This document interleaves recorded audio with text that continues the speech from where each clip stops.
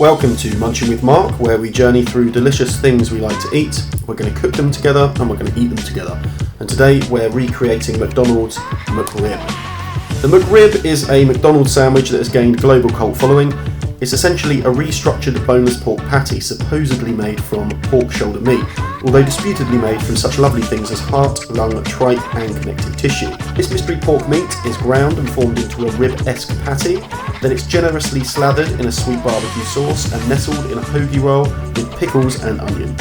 It's simple in its offering, but undoubtedly my favourite offering from the Golden Arches. So for the purposes of this recreation, we're going to deviate from using the official hoagie roll and stick with a sub roll, so we can replicate the McRib as well as possible.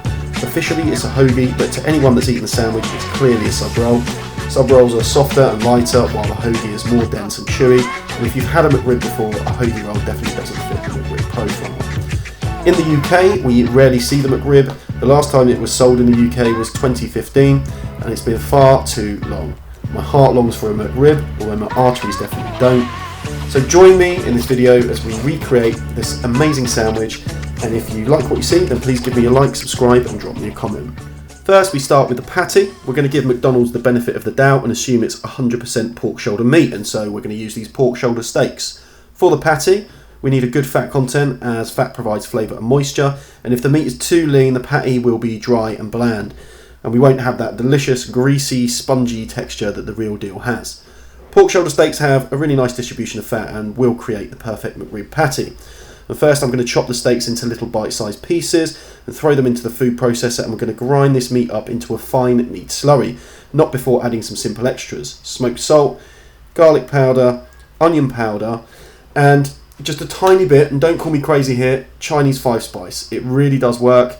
Something about a tiny addition of Chinese 5-spice and makes this taste like the real deal. Then give it a whiz up in the food processor until it resembles ground pork or some kind of weird pink meat slurry. You may be asking why I'm jamming a chopstick into the food processor mechanism. Long story short, I dropped the food processor and it broke, and now I'm jamming a chopstick in there because it's the only way it whizzes up. The McRib patty sticks a little bit outside of the sub roll when you get it from McDonald's, and also when cooking the McRib it will shrink slightly. So we need to make the patty a little bit bigger than the sub roll so it fits properly in the sub. The McRib is supposed to look like a miniature rack of ribs, so we need to form the patty into a rectangle rack with indents mimicking the meat and bones. I'm using a butter knife to make the indents, but you can use your fingers. McDonald's cook their patties on a panini style grill, and while I'd love to do the same, I'm not currently in ownership of one, so I'll be cooking my patties in an oven on an oiled and foiled baking tray at 200 degrees C or 390 F for about 20 minutes.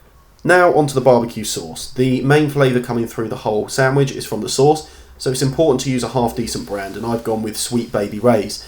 It needs a little tweak, so we're going to add a little extra kick to the sauce just to get it like the proper McRib barbecue sauce. You might want to pick out the nozzle that you left in as well. The McRib sauce is sweet and tangy with only a little smoke, and we've pretty much got the complete package with Sweet Baby Ray's. All we need to do is add a little red wine vinegar just to give it some more tang, and some smoked paprika. It gives it a little bit of extra smoke and just a little bit of extra texture.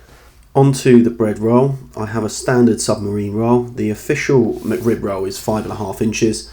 This roll is pretty much bang on for size and look and texture, so we're going to be able to replicate the real thing pretty well here. One thing about the real sandwich was that the roll was always a little squished down.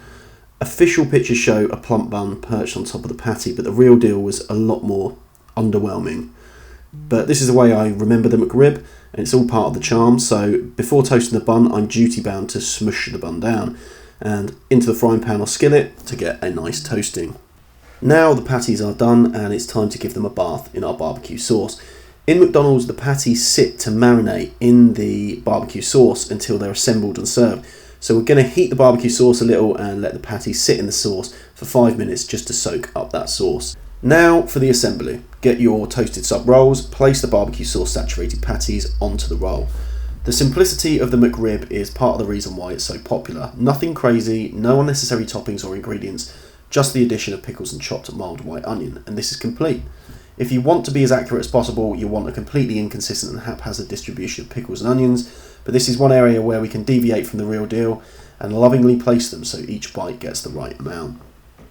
They say the proof of the pudding is in the eating, and this definitely fills a McRib-shaped hole in my belly. It's everything I wanted and needed. It's strikingly similar to the real thing. The patty is moist and flavourful, the sauce is sweet and tangy, the bread is adequately smushed down, and it's a massive success. It captures all the underwhelming charms of the original McRib and all the overwhelming taste sensation that you crave. It also contains high quality meat, cooked relatively healthy. So that concludes my very first video on Munching with Marc. Thank you for watching. I hope you enjoyed the McRib journey together. Many apologies for the questionable camera work, lighting and editing. This is my first video and I assure you I'm committed to improving this to a beautiful standard, so please bear with me. I'll be uploading regular videos, so let me know what you think in the comments, what you'd like to see me cook next. Give me a like, subscribe and share, and I'll see you again soon.